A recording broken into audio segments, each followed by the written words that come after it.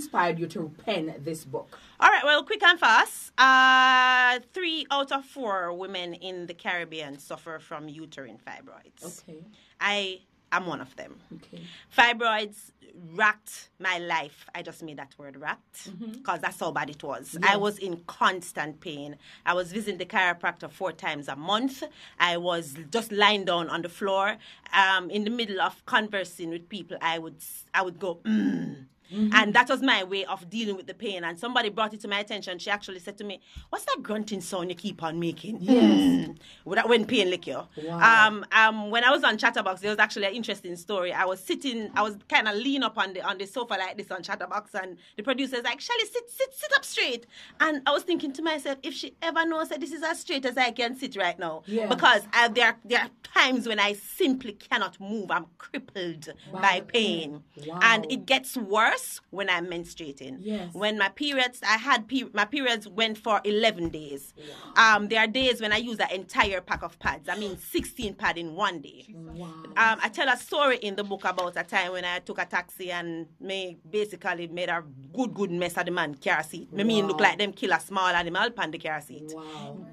And that was your life. That was my life. I would walk up and down and bring bags with me, like plastic bags in my handbag. I used to be afraid to sit. So once upon a time, if I was on my period and I'm here now, I'll be standing. Okay. I just don't sit down at all. Yes. So you don't want to have an accident. Exactly. And I'm cognizant of it. Everything I wear, everywhere I go, everything I do, I'm thinking, what's going on with my menses, my period. And then I also had a back problem. Yes. Well, I had a back problem long time, and so all of this was just multiplied, and it was just a whole heap of things. Yes. And so by the time, hi, Miss Dr. Abrams, Michael Abrams is my doctor. Yes. And big him up properly. Mikey. When I walked into Mikey's office, Mikey looked at me and said, "Shelly, you're pregnant." I said, "No, I'm not." He said, "Yes, sir." I said, "No, I'm not. I know the steps. I am not pregnant." Yes. And he goes, "Well, there's something in your womb." Miss Kitty, I immediately thought cancer. Wow. I lost my mother to colon cancer. So when he said to me, he did the scan, and he said to me, "There's a mass in my abdomen." I'm like, "See, colon cancer." I'm start think about how me I go look with the bald head and all kind of thoughts in my head. And then he said fibroids, and I was like, I was relieved because I was familiar with fibroids because my older sister had fibroids as well, and she has done fibroid surgery. So I was familiar with, the complications and stuff like that just from her experience. Right. But, after we start looking at it and deciding what to do, hysterectomy came on the table because of the size of my fibroids and the placement of them. They would have to cut up my womb so much that they couldn't save the womb. I was 34. Now, let us just paint a picture for what we're talking about. Hysterectomy is typically something that is prescribed for women who are postmenopausal. Yes. So when you're looking at a 34-year-old and having a hysterectomy conversation, this is a life-changing thing. This is going to affect my ability to produce hormones. This might throw me into early menopause. Correct. So my surgery was booked. And as you know, me like talk my business, walk up and down and tell people everything we are going with me. Met this lady, she said, "Shelly, do not do that surgery." Yes. Do not do that surgery. And she went in her bank, she took out 8 bottles and tablets, and she said, "This is what I live on every day. I did that exact same surgery. Don't do that surgery."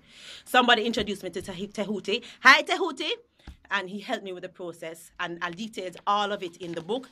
Long story short, I shrunk my fibroids. Yes. Did not do the hysterectomy. Yes. Lost over 70 pounds. I'm in the best health of my life. And the thing I'm most proud of is I am completely pain-free. Wow, completely pain. A round of applause for being completely pain-free.